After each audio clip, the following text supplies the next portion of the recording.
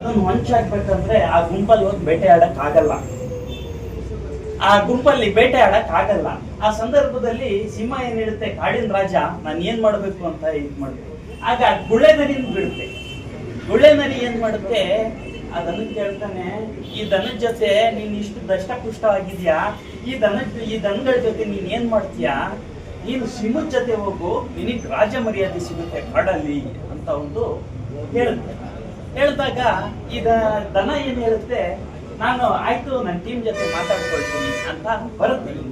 ಬಂದೇನಾಗುತ್ತೆ, ನಾನು ಹಿಂಗ್ ಸಿಂಹ ನನಗೆ ಕರೀತಾ ಇದೆ ಕಾಡಿನ ರಾಜ ಯಾಕೆ ನನಗ್ ಮಾಡ್ತಾರಂತೆ, ನಾನು ದಷ್ಟಪುಷ್ಟ ಆಗಿದ್ದೀನಿ ಅಂತ ಹೇಳುತ್ತೆ. ಸಂಘಟನೆಕಾರರು ಹೇಳ್ತಾರೆ ಅವ್ರ ಜೊತೆಗಿರೋರು, ಇಲ್ಲ ಕಣಯ್ಯ, ಸಿಂಹ ಏನಿದೆ ಅದನ್ನ ಬೇಟೆ ಆಡೋ ಸ್ವಭಾವ, ಸಿಂಹದ ಏನಿದೆ ಬೇಟೆ ಆಡೋ ಸ್ವಭಾವ, ಬೇಡ ಕಣಯ್ಯ ನೀನ್ ಹೋಗ್ಬೇಡ ಅಂತ ಹೇಳುತ್ತೆ. ಹೋಗ್ಬೇಡ ಅಂತ ಹೇಳಿದಾಗ ಇದ್ ಕೇಳಲ್ಲ, ನನಗೆ ಅಧಿಕಾರ ಸಿಗುತ್ತೆ, ಸ್ಥಾನಮಾನ ಸಿಗುತ್ತೆ, ನಾನು ಕಾಡಿನ ರಾಜ ಆಗ್ಬಿಡ್ತೀನಿ ಅಂತ ಏನ್ ಮಾಡ್ಬಿಡುತ್ತೆ, ಯಾರು ಸಭಿಕರ ಮಾತು ಕೇಳದಲ್ಲೇ ಹೋಗ್ಬಿಡುತ್ತೆ.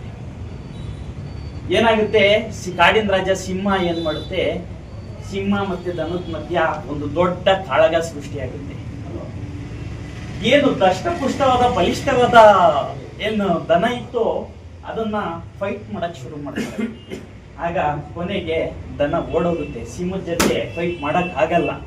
ಯಾಕಂದ್ರೆ ಕಾಡಿನ ರಾಜ ಅಂತ ಖ್ಯಾತಿ ಪಡೆದಿರುತ್ತೆ, ಆದ್ರೆ ಕಾಡಿನ ರಾಜನಾಗಿ ಅದು ಕಾಂಪಿಟೇಷನ್ ಕೊಡುತ್ತೆ. ಸಿಂಹದ ಒಂದು ಶಕ್ತಿ ಏನು, ಬೇಟೆ ಆಡೋ ಶಕ್ತಿ. ಅದೇ ರೀತಿ ಮತ್ತೆ ಕಾಡಿಗೆ ಬಂದು ಸೇರ್ಕೊಳ್ಳುತ್ತೆ. ಹೇಳ್ತಾರೆ ಸಂಗಡಿಗರು ಹೇಳ್ತಾರೆ, ನೋಡಪ್ಪ ನೀನ್ ಹೋದಲ್ಲ, ನೀನು ಸಾಯ್ಸಕ್ ನೋಡಿದ್ರು, ನಿನಗ್ ಹೊಗಳ್ತಾರೆ ಸಾಯ್ಸಕ್ ನೋಡಿದ್ರು, ಆದ್ರೆ ಮತ್ತೆ ನೀನ್ ನಮ್ ಜೊತೆ ಬರಂಗಾಯ್ತು ಅಂತ. ಎಲ್ಲರೂ ಅರ್ಥ ಮಾಡ್ಕೊಂಡಿದ್ದೀರಾ ಅಂತ ತಿಳ್ಕೊಳ್ತೀನಿ. ಹಾಗಾಗಿ ಇಷ್ಟು ಮಾತು ಹೇಳ್ತಾ